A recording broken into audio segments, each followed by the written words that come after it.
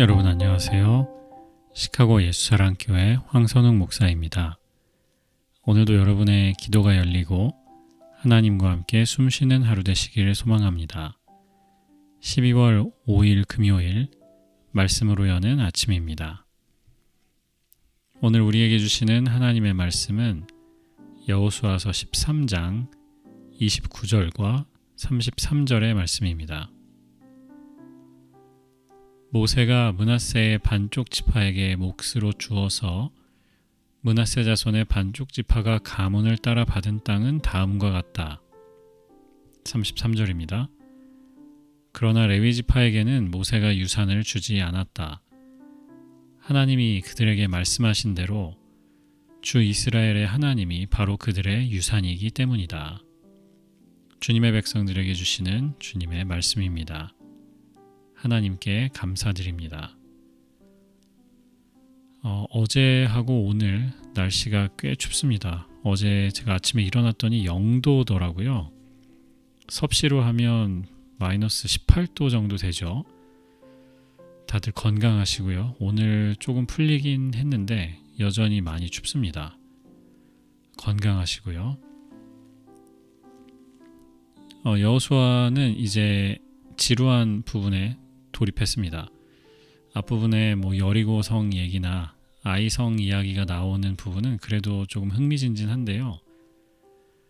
전쟁이 끝난 뒤의 상황을 다루는 후반부, 특별히 땅을 분배하는 이 장들은 읽고 있으면서 내가 이걸 왜 읽고 있나 이런 생각이 드는 그런 부분이죠.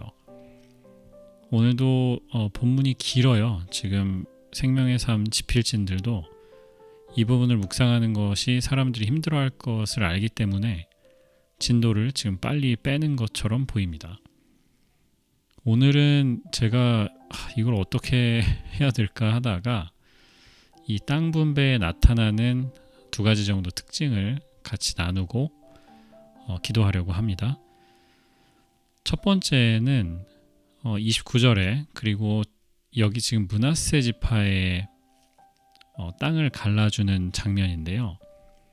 다른 지파 13장에도 갓 지파 또 르우벤 지파 이런 지파들의 땅 경계가 나옵니다. 그런데 중요한 것은 29절에도 이렇게 시작하는데 모세가 어느 지파에게 몫으로 주었다. 그래서 그들이 가문을 따라 받은 땅은 아래와 같다. 이렇게 가거든요. 여기서 중요한 것은 모세가 땅을 나눠줬다라는 거죠. 모세가 하긴 했지만 하나님을 대신해서 한 것이죠. 그래서 이 구약 사상에서 가장 중요한 것 중에 하나가 뭐냐면 모든 땅이 하나님의 것이다라는 개념입니다. 사실 그렇지 않습니까? 지금 우리가 신앙의 눈으로 봐서 그렇지 이스라엘이 가나안을 침략한 상황이거든요. 가나안을 침략했고 그 땅을 힘으로 뺏었어요. 거기 있던 사람들 죽이고 내쫓고 자기들이 힘으로 차지한 상황이거든요. 그런데 이게 왜 정당화되냐면 하나님께서 그렇게 하시기 때문입니다. 그 땅은 가나안 사람들의 것이지만 더 본질적으로 본다면 하나님의 것이죠. 왜냐하면 모든 것의 주인이신 하나님이시기 때문이죠. 구약 성경에 나오는 희년 사상이라는 것이 있죠.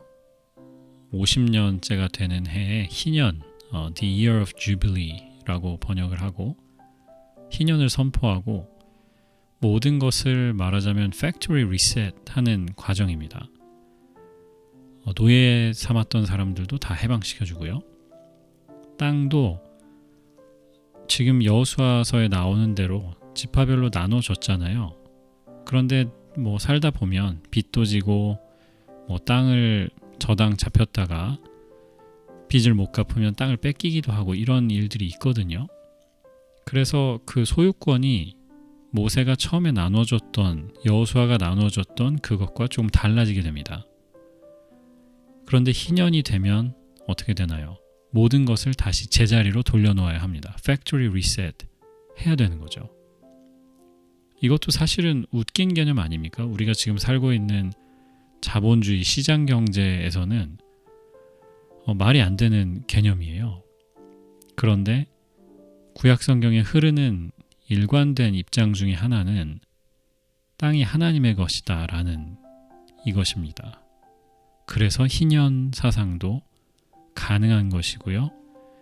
이 희년이라는 생각이 신약 성경에 가면 사도행전 2장에 나오는 초대교회가 모든 소유를 통용하는 이 장면, 다 팔아서 교회에다 내고 공동 소유하고 필요한 사람들에게 나누어주는 이 개념이 구약의 희년 사상에서 혹은 토지 공 개념, 하나님의 것이라는 이 개념에서 왔다고 볼 수 있습니다.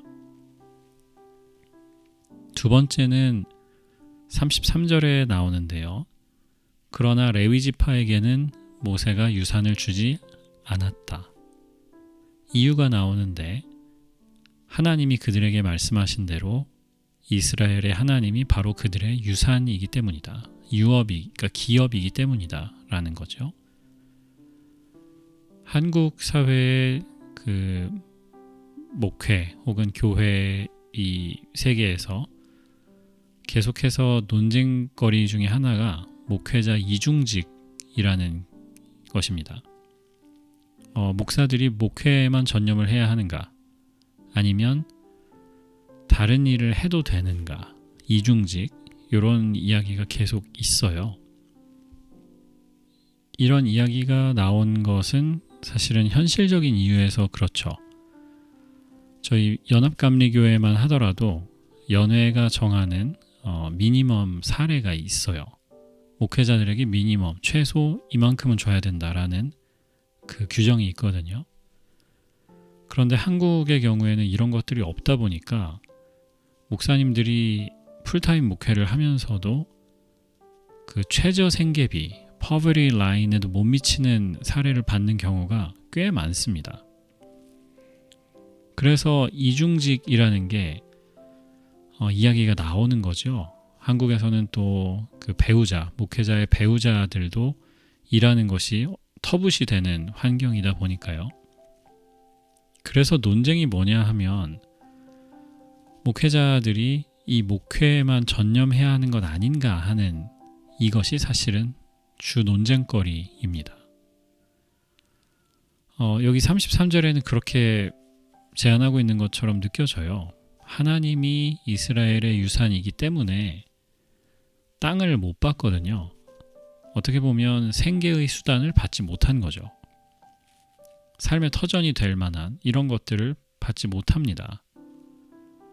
그리고 이유가 있는데 하나님이 그들의 기업이시기 때문에, 하나님이 그들의 말하자면 생산 수단이기 때문에 라고 하는 겁니다.